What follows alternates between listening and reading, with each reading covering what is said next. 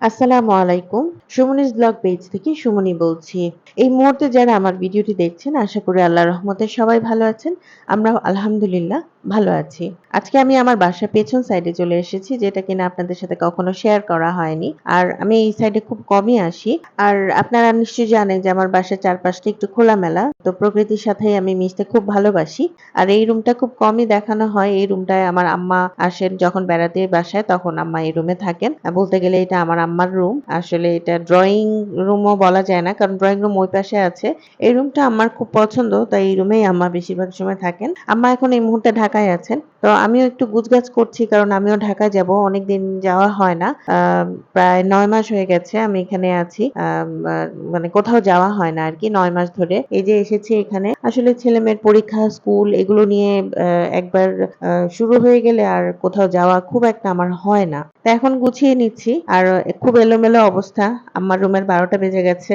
কারণ সবকিছু এনে গুছিয়ে এই রুমেই রেখে দিচ্ছি।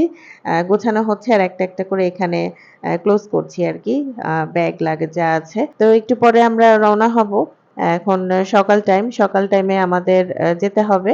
তো ঢাকায় যাব খুব খুশি। একদিক দিয়ে খুশি আবার একদিক দিয়ে আমার প্রকৃতিকে ছেড়ে আমি চলে যাব। আসলে ঢাকায় ওভাবে প্রকৃতির ছোঁয়া এখানের মতো হয় না। তো সকালে নাস্তাটা সেরে নিচ্ছি। আর নাস্তা ওভাবে আসলে আমি কোথাও যেতে হলে আমি নাস্তা ওভাবে খেতে পারি না। কেন জানি আমি জানি না। আর এই যে এখন চলে যাচ্ছি। ভালোই লাগছে একদিকে আবার একটু কষ্টও লাগছে। ওই যে বললাম বাসাটা ছেড়ে এখন চলে যাচ্ছি। আবার ঢাকায় যাচ্ছি মার বাসায়।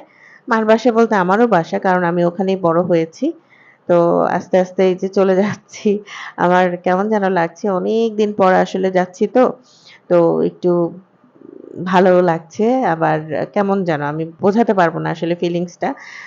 কষ্ট লাগছে বেশি কারণ আমি এখন এই মুহূর্ত এই বাসাটা ছেড়ে এখন যাচ্ছি। তো অনেকদিন ঢাকায় থাকা হবে আম্মার বাসায়। আর এদিক সেদিক একটু বেড়াবো কারণ অনেকদিন তো বললামই যে ঘোরা হয় না।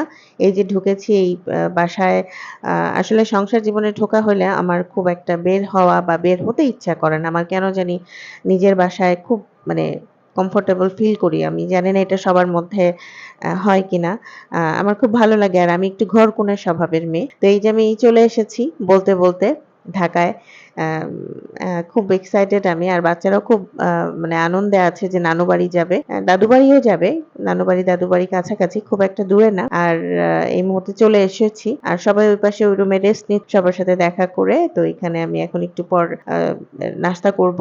আম্মার সাথে আম্মা ওখানে আছে পাশের রুমে। তো সবাই ভালো থাকবেন আর আমাদের জন্য দোয়া করবেন। নেক্সট জার্নিটা যেন আমাদের জন্য ভালো হয় আর আপনাদের সাথে শেয়ার করব। আল্লাহ হাফেজ।